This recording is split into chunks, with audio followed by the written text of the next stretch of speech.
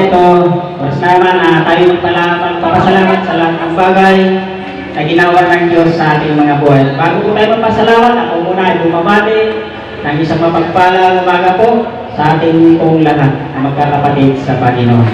Amen. Ano po ang sinasabi ng awit? The joy of the Lord is my strength. Hallelujah. Yan po ang ipagpasalamat natin sa Diyos na buhay sa araw na ito, sa lahat ng bagay na ginawa ng Diyos sa ating mga buhay. Nagkaroon tayo ng kagalangan, lakas. Amen. At tapang na lumaban sa hamon ng buhay. Amen. Habang tayo ay sumusunod sa kalooban po ng ating Panginoon. Nandiyan po ang lahat na makipagbukas po sa atin sa aklat po ng Daniel. Dito po sa aklat po ng Daniel, chapter 2, verse 23. Ang sabi po dito, pinupuri po kayo at pinasasalamatan, O Diyos ng aking mga magulang. Dahil sa kaloob ninyo sa aking lakas at karunungan. Ngayon, ibigay ninyo sa akin ang aking kahilingan, panaginip ng hari sa aking ipinapaalam. Ito po ang pinapasalamat ko po ni Propeta Daniel na po na siya po ay humiling sa Diyos na ibigay sa kanya ng karunungan at kapaliwanagan patungkol po sa panaginip ng isang hari na si Nebuchadnezzar. Amen. At hiniling po ni Daniel, ito po ay pinagkaloob din po naman ng Diyos sa kanya. Amen. Ito po ang ipagpasalamat ko niya. Tayo din po ay dapat din po magpasalamat, amen, sa mga ibinigay ng Diyos sa ating nalakas. Amen. Tayo ngayon ang kalaban sa kahirapan ng buhay. Amen. Talagang malakas tayo. Hindi tayo kayang itumba kahit na ang plano ng demonyo sa ating mga buhay. Lakas at karunungan, kaya po tayo nakakapamili ng mabubuting bagay na ating gagawin. At ang mabuting bagay na binigay natin sa atin ay ang sumunod sa kanyang kalooban. At ang sabi ni Propeta Daniel ay nagpapasalamat dahil sa kanyang mga panalangin na ibinigay po ng Diyos. Tinugon ng Diyos. Amen. At tayong lahat ay may kanya-kanyang pinapanalangin, itinaas kay Lord. At kung ito ay nabigyan ng Diyos ng katugunan ng lahat na yan, ay dapat natin na ipagbalik pasalamat po sa ating Diyos na buhay. Amen. At ngayon po, God, the Lord is my strength. Amen. Dito po muna tayo sa mga lalaki. Amen. Sino po ang magpasalamat sa ating Diyos na buhay? Palapakan po natin ang buhay ng Diyos sa buhay po ni Brother Edgar Rivera.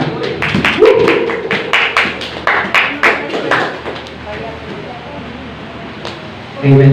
Nagpapasalamat po ako sa ating Diyos na buhay nung nangyari po nung Thursday sa kapatid ko po sa Lake siya. Bali, pauwi po kami ng Santol, 6:30 ata biglang bumuhos yung malakas na ulan. Tapos napatigil po kami doon sa may milk tea. Tapos sa pagtigil namin doon, nabasa ko yung sa GC namin na yung kapatid ko nga po ay nasa hospital. Tapos nasa emergency room. Kasi operahan po siya sa appendicitis. Ang sabi sa ultrasound, 3 days na kasi sumasakit yung tiyan niya. Tapos sabi, pumutok na. So ang sabi ko sa kanya, hindi ka uoperahan. Magaling ka na, pinagaling ka na ni Jesus sa pangalan ng Jesus Christ. Sabi, tiniklear ko sa sarili ko, sinabi ko sa kanya sa text na, hindi ka na uoperahan kasi matagal na tayong pinagaling ng Diyos. So, andun po yung panalangin ko na may pananampalataya. Nag-pray po ako sa Lord after ko sinabi sa kanya, sabi ko, Lord, ikaw po yung great doctor, ikaw yung great healer. Alam po, kaya mong gawing posible ang lahat, ang mga imposibleng bagay. So, after na prayer, hindi na po ako nag-worry, yung pamilya ko nag-worry. Ang sa isip nila, pera. Pagdalan mo ng pera, kailangan niya ng pera. Or pera. Pero ako, inuna ko si Lord. Amen. So, after umuwi kami, may inahon po ako. Alas 10 po ng gabi, nag-chat po yung kapatid ko. Sabi niya, hindi pa ako yung pera. Mabuti po ang Diyos. Kasi, dineclare na sa ultrasound, operahan na siya kasi pumutok na. Pero, ginawa ng Diyos, tinugon ng Diyos yung panalangin ko, hindi ko siya inoperahan. Salamat po sa Diyos. Amen. Talaga napakabuti po ng Panginoon. Palapakan po natin ang buhay ng Diyos. Amen. At sino pa po? Salamat. Palapakan po natin ang buhay ng Diyos sa buhay po ni Brother Rose Parini.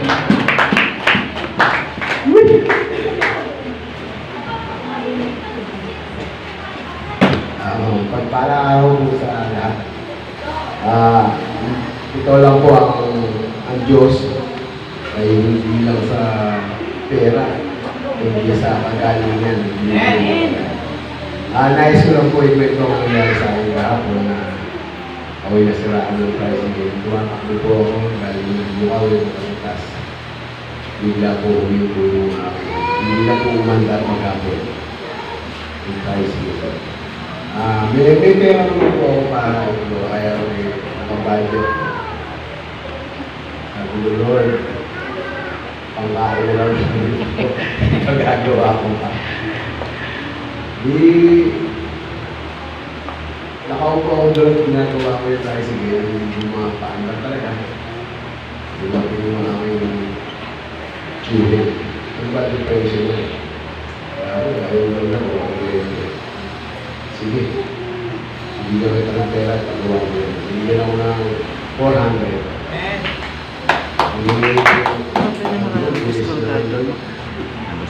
Hindi pa umalis na sila ako ng buwang ito, meron na sagot. Hindi nga po, nakipagawa ko ng aking tricycle sa bilani ko. Hindi lang ko sa aming party. Ang gulog, sayang yung pera. Bibili lang namin ng pagkain, ay bayad ko sa bilangin ko dati yung pyesa. Nilayari po, umandag po yung tricycle. Umandag na po. Tapos yung naupo ko sa akin ng mamahin. Bigla po dumaan yung anak ko. Papa! Hindi bakit? Inabutan ako ng 500. Talaga po kapaya ko. Kaya naniniwala po ako na hanggang ngayon tinutugon tayo at lahat na kahilingan natin kaya-kaya tugunin ni Lord. Kung magtitiwala lang po tayo, at isa pa po, ang patunay na nagdaang kalalamigan o patiyo, nais ko po ipasalamat kay Lord na ang daming patiyo na dumaan. Ngunit may dalang sa Pilipinas, pinaulanan niya sa Pilipinas. At tutuwa po kay Lord talaga sinusubok niya ang bawat tao ng mga ilang po. Sa Diyos po ang Pilipinas. Amen. Napakabuti po ng Panginoon ko. Naranasan ko yung lahat eh. Sino po ang magpapasalamat pa sa ating Panginoon sa buhay? Palapakan po natin ang buhay ng Diyos. Ang buhay po ni Sister Mila Laroy. Grabe saya oh. Grabe ang magpasalamat. Kunin ang kami kasinsan ka kapatid. Kasi galing nagalang ang puso ko. Baga hindi na ko nababagkas ng galing. So, ulit ka nagalang. Kasi sinama ko natin yung kuya ganang sa eskwela. Kasi ganyan na ako siya sa sama. Nagpapasalamat ako sa kanyang talaga. Walang katulad, walang kaparis. Kahit sa gusto natin mga mahal sa buhay. Boom sila kagabi. Kasi God's eye talaga siya. Ayaw niyang pumasok dito sa baypan ng bahay. Pero may passport dun sa STI.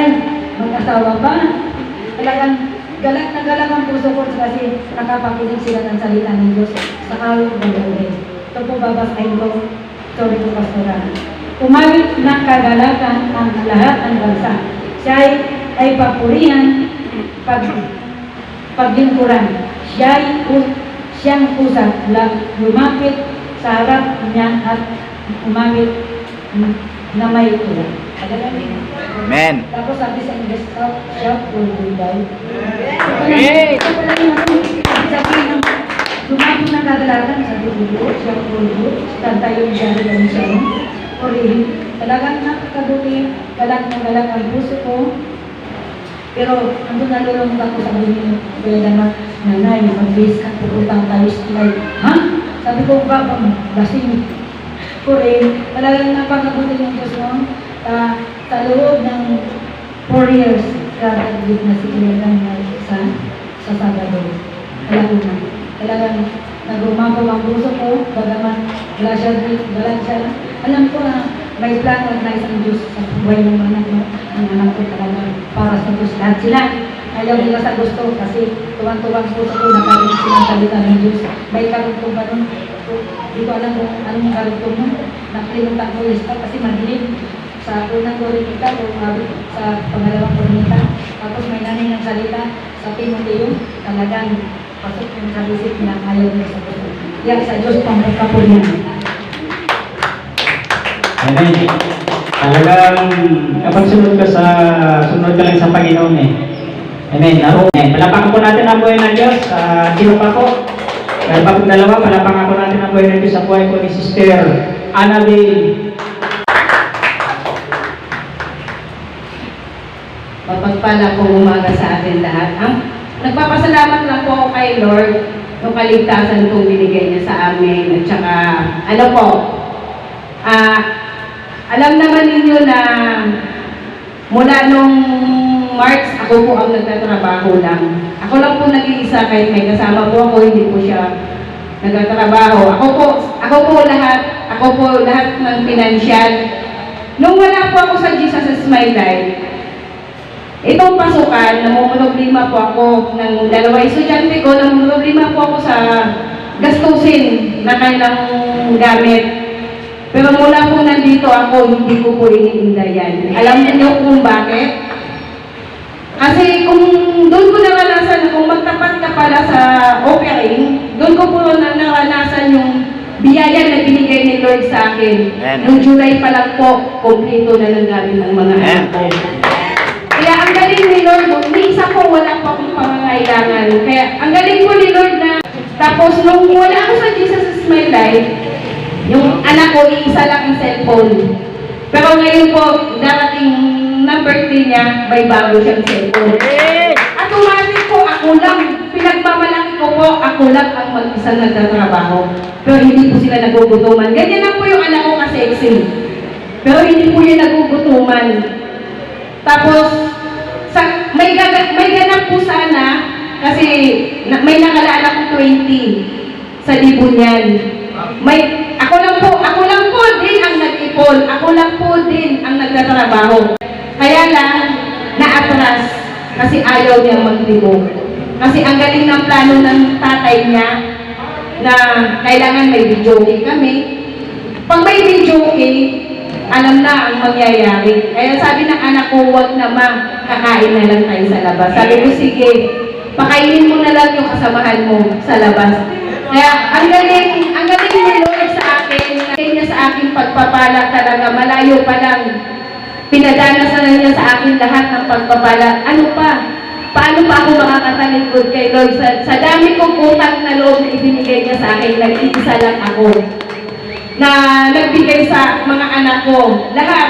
Kaya nga sabi ni Rinabel, talaga siya sapatos, pero mayroon po siyang pambili. Kaya lang iniisip ko po, kasi maaki siya sa sapatos, kaya hindi ko alam kung paano ko siya bilhan ng sapatos o ano yung gusto niya. Kaya yun lang po pinapasalamat ko kay Lord yung pinagpapala po na ibinigay niya sa akin. Kailangan po natin magtapat. Pag nagtapat po tayo, makakanasan nyo, yung nakakanasan ko lahat. Amen. Amen. Talagang mabuti si Lord sa kanyang mga anak.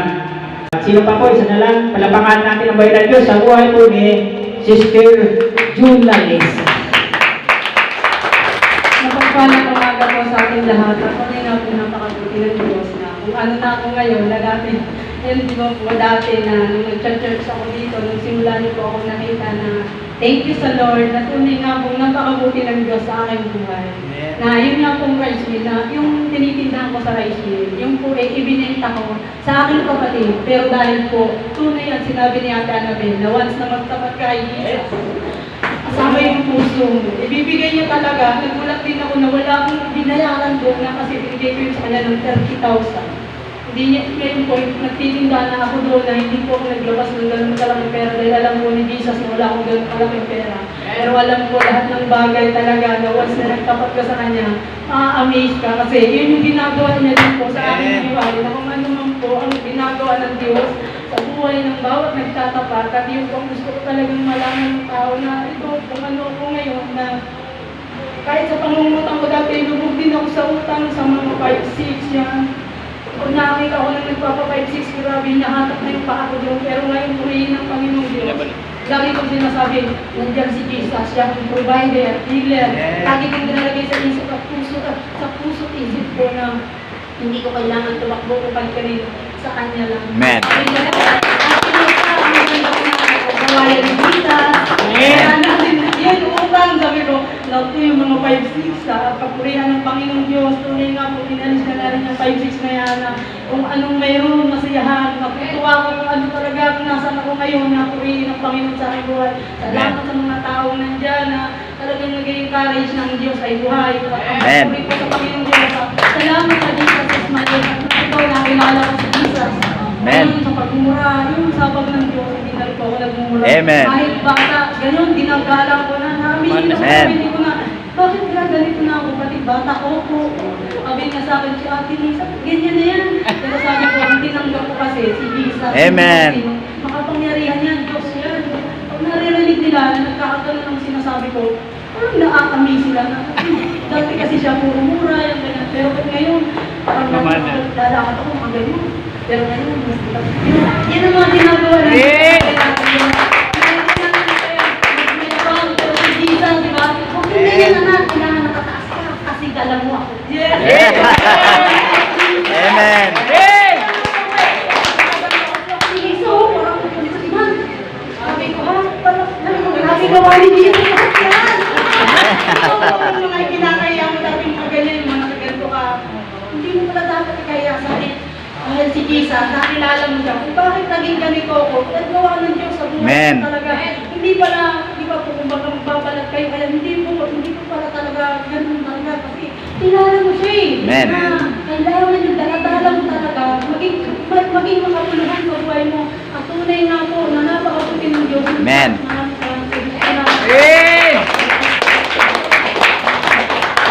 Amen. Talaga po ang Diyos ko ay mabuti. Totoo po yung pagbibigay po sa Panginoon. Talaga po, danas na po ng marami yan. Sabi ng Luke 6:38, magbigay kayo at kayo bibigyan. Ang gustong takal, siksik, liglig at umapaw pa. Amen. Kaya magbigay po tayo ng bigay sa Panginoon. Kung ano ang iyong tinanim, yung tinanim yung anin, kaya kung gusto mag-anin marami, magtanim din tayo ng mas marami. Hallelujah. Yung po ba, at talaga naman ang Diyos ko ay mabuti, kahit wala ka pera, kapag nasa Panginoon ka, makakapili ka ng kahit anong gusto mo. Sabi na ang aklat niya ng Isayas, bumili ka ng gatas, na sariwa, kahit wala kang pera. Nakakapili naman pala, kahit na wala pera. Yung alam, basta may Lord ka. Hallelujah. Basta may Diyos ka, mayroon kang Jesus sa puso mo, makakabili ka, kahit wala kang pera. Ibig sabihin, provided po ng Lord, lahat ng need mo, lahat ng gusto mong mabili, ang Diyos po ang binili po niya. Amen. Palabang po natin ang Diyos na buhay. At wala na po oras, wala po pasalamat sa Panginoon, at wala pasalamat sa Diyos na buhay, sa lahat ng bagay na ginawa niya sa aking mga sa buhay. Dumaranas man sa week nito, dumaranas din po ng mga bigat. Pero nandiyan po ang Diyos na nagbibigay ng lakas. Iniinda namin ang hirap ng buhay, ang mga pagsubok. Sapagat nandiyan po ang Diyos na nagbibigay sa akin ng lakas. Salamat din po sa Panginoon sa mahabang panahon sa year 2013 na naging kakalan ng buhay. Wala po kaming upah hanggang sa panahon na ito. Napakabuti po ng Diyos. Wala pong bigat sa puso. Basta mayroon kang Diyos. Sa pamilya na aming kapatid na si Ate Tay, kami hindi nangupahan hanggang sa panahon na ito. Salamat sa Diyos.